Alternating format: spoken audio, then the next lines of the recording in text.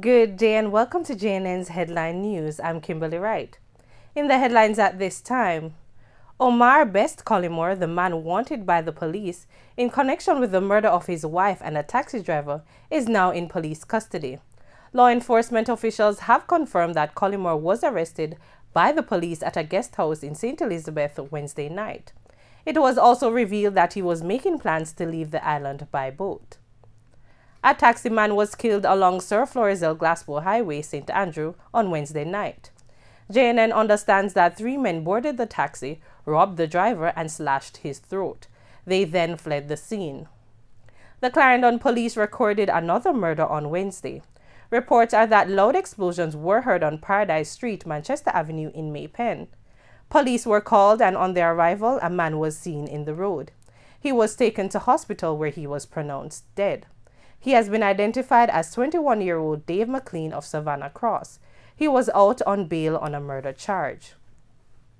A man who was listed as Hanover's most wanted was fatally shot during a police operation on Wednesday.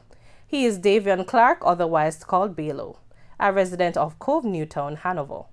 Shortly after 1 o'clock, the Hanover police, along with members of mobile reserves, were conducting an operation in Cove in search of wanted men and illegal guns. It is reported that Mr. Clark opened fire on the police. The fire was returned and he was shot.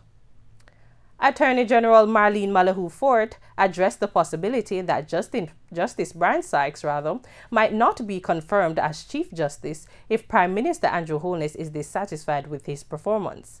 She said it is something that could happen despite the widely held view that Justice Sykes will be appointed.